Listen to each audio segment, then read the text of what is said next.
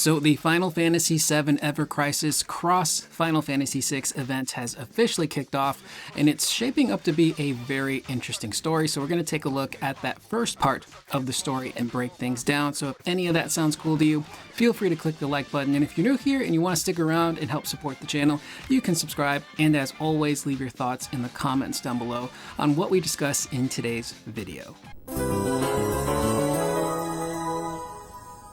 So first off, big thanks to FozFoz for once again playing through this event and making the footage available on YouTube in the best quality possible. I attempted to play through the event myself, but when I tried to log into my Ever Crisis account, I couldn't. So every credential I tried just would not work. I could not recover my account, and I'm pretty sure I did back up all of my information before I stopped playing the game. I think it was early this year.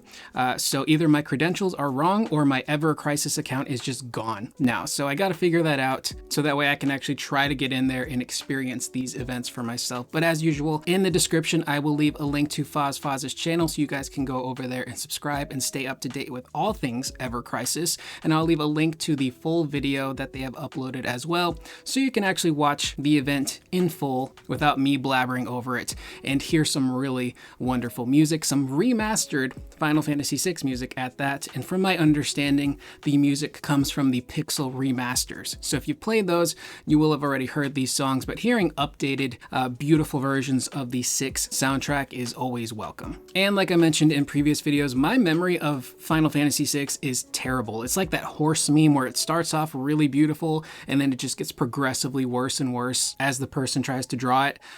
So I remember very little. So there's going to be stuff probably in this event that is referencing characters or world events from Final Fantasy VI that I may not pick up on. And if that is the case, let me know in the comments down below. You know, maybe there's a specific character that gets referenced or a specific battle and you're like, oh, this is actually from this section of the game. That would help me out a lot. I think I'm just going to have to buy the Pixel remaster and do a proper playthrough of 6 now that I'm an adult. So the story opens up after a massive battle between the Gestalin Empire and the Returners has taken place. They were battling for an Esper. Once the dust has settled, Kefka shows up, and of course he's upset that they did not get their hands on the Esper, but he vows that eventually it will be theirs. And in this moment, a portal ends up opening up behind him. So we don't know who's coming out of this portal, where it even leads to, why it opened up near Kefka, but it cuts to black and it opens up and it shows our party, Cloud, Tifa, and Aerith,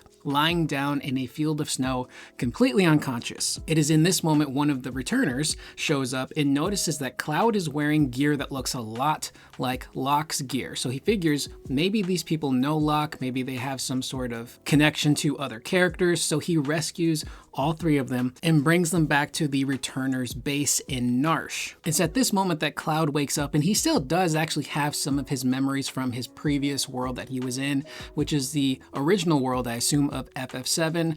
He and the party were actually traveling north to Mount Nibel when suddenly things get really, really fuzzy for them and they all end up passing out. Next thing Cloud knows, he wakes up here. It's at this moment that the Returner comes in. He talks to Cloud and explains basically the whole situation of what's going on about the Returners in the battle against the Gestalin Empire, Magitech stuff, and he tells Cloud, you know, you need to recover a little bit more. He leaves. Tifa and Aerith show back up. They also recount like, hey, what just happened? We were on our way to Mount Nibel, and then next thing we know, we wake up here. So before the party actually has time to really regroup and figure out what's going on, the Returner base is attacked by none other than Kefka surfing in on a frickin' Shinra airbuster.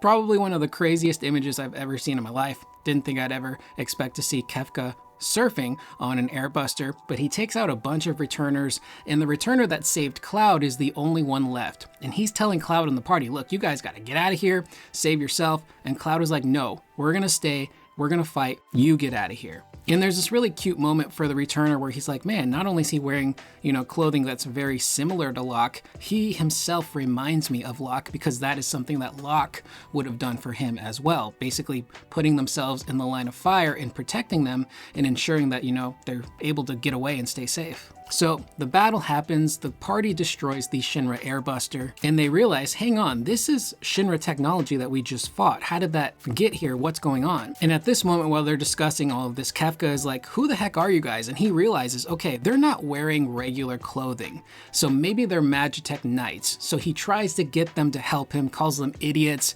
They're being insubordinate. Why aren't you working for me? You're supposed to help me out. And it's at this moment that Cloud, he sees Kefka, he sees the Shinra tech that they just destroyed, and he realizes, oh, we're in a completely different world right now. So obviously they turn down Kefka's offer, they're not gonna help him, and a second Airbuster shows up, unfortunately catches the party off guard, hits them with a massive blast, knocking them down, and Kefka takes this opportunity to put slave crowns on all 3 party members. So he figures, if you're not gonna work for me willingly, I'm gonna force you to do my bidding. So obviously the party is not in full control of themselves, they're walking towards the retainer. Kefka wants them to kill the guy essentially, and Cloud still has some control over what he can say, and he tells the returner, like, you gotta get out of here, man, we can't control ourselves. And right as they're about to strike down the returner, 2 people appear out of nowhere and stop the party, and those 2 people are none other than young Angeal and young Sephiroth. And in this moment, we learn that Sephiroth and Angeal were actually tracking down Kefka because they remark, is this the guy? And I believe Sephiroth goes like, yeah, this is the one we're looking for.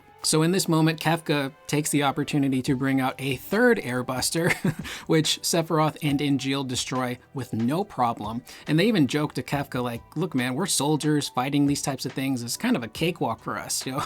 So I don't know what you were planning on doing, but yeah, you lost. But Kefka isn't like, oh man, I lost. He is genuinely really impressed by the feat of strength that Sephiroth and Angeal pulled off by single-handedly destroying this Airbuster with ease. And he's like, okay, you know, maybe you're not gonna work for me, but you can bet your butt I'm gonna come back and I'm gonna make you work for me, because he wants the power that they have. And there's this really funny moment where Sephiroth and Angeal are both just kind of befuddled by Kefka and his overall demeanor and the way that he looks. And Sephiroth says something along the lines of like, there's something wrong with that guy. Like, basically, he ain't right. So Kefka takes off. Young Sephiroth and Angeal go over to help Cloud in the party. And there's this really great moment where they take off the slave crowns and Cloud is coming too, and he looks up and he sees young Sephiroth staring right at him, and he's kind of confused. He's like, Sephiroth? So we cut back to the party recovering. Sephiroth and Angeal are speaking with the returner, but the game really focuses here on Cloud, Aerith, and Tifa, and they're trying to piece 2 and 2 together of what the heck is going on. So they know that they're not in their home world anymore. They are in fact in the world of what we know to be Final Fantasy VI, but they're both talking about Sephiroth. Cloud in particular, you know, mentions like, this looks like the Sephiroth that we saw in the newspapers when we were little kids. And Tifa's remarking like, is this the same Sephiroth that we're going after? Cloud ends up saying, you know, I don't think it is, but man, that resemblance is really strong.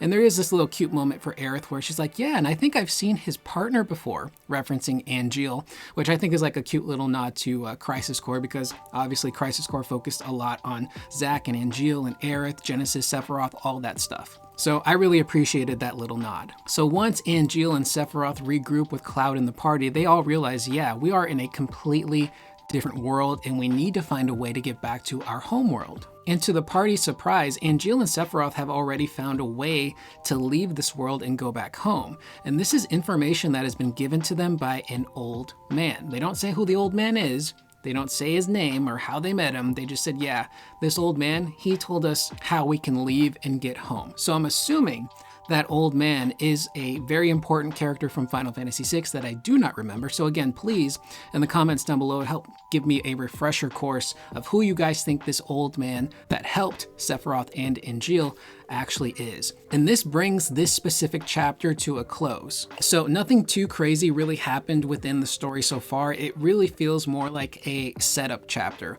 We have to get our characters from 7 into the world of 6. We're going to give people a bit of a crash course on what 6 is doing. doing with its story, the Magitech armor, Kefka, the Empire, the Returners, all of that kind of stuff. And I don't know if they're going to actually bring in other characters from Final Fantasy VI. I can't recall if previous Final Fantasy crossover events did that. I know with the Final Fantasy IX crossover event, they did bring in the Black Mage villains. I think they were the Black Waltz, I think was the name. So they were event bosses. Obviously, Kefka is an event boss.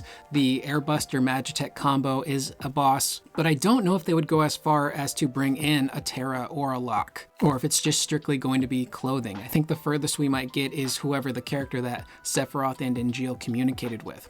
And I think the next section of this story is probably going to focus primarily on Sephiroth and Angeal, how they entered this world, the old man that they met, and this is eventually going to be the guy who gives Sephiroth and Angeal the task of tracking down Kefka.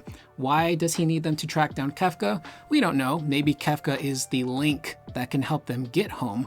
We don't really know for sure. We just know that Kefka obviously is very powerful, and he's got a lot of machinations that could potentially help the party find their way home. So it definitely seems like they're setting up for some really cool stuff to take place a little bit further down the line. And for those of you who do play Ever Crisis consistently and you check out these crossover events, how long do they usually last? Are they multi-chapter kind of things? Do they space them out over the course of a couple of weeks? Because this is a pretty big crossover. The crossover with Final Fantasy IX was awesome, and I love 9, but again, 6 is held in such high regard for a lot of fans that I think they're gonna want this to be a much longer event that has some really big and cool story moments for these characters, instead of it just being like a one-off thing of, hey, here's some outfits, fight some of the enemies, and then you're done. But one of the things that I do really love so far is that they do establish that these characters are from their own original respective stories, the characters of 7 in particular. So Cloud, Tifa, Aerith are probably from the original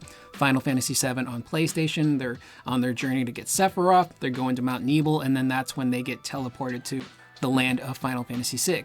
And what's really fascinating about Sephiroth and Angeal is that we've been following the first soldier story, and Sephiroth and Angeal are not on the same page. Sephiroth's being a bit of a jerk. He doesn't want to open up. He doesn't want to be friends. Angeal is trying his hardest to break through that exterior and get him to trust him so they can actually work together. And in this event itself, Sephiroth and Angeal are working together like a well-oiled machine. They're fighting well together, they're issuing commands to each other, they're listening to each other, there's no back talk, there's no arguing. So I'm assuming Sephiroth and Angeal are probably plucked from further down in the First Soldier storyline after they've actually gone through some sort of big event that gets them to bond and actually trust one another, not just as soldiers on the battlefield, but as genuine friends. So I can't wait to see that stuff unfold in the First Soldier story, and I'm very curious to see what they do next with the next section of the Final Fantasy VI crossover event. With that being said, that is the video. I am Curious Corduroy. Let me know in the comments down below what you guys thought so far of this first section of the event. And again, feel free to refresh me on some of the stuff that happens in Final Fantasy VI, whether it was big story moments, big battles, or specific characters that this game may be referencing. I will see you guys in the next video. Please remember to always be excellent to one another.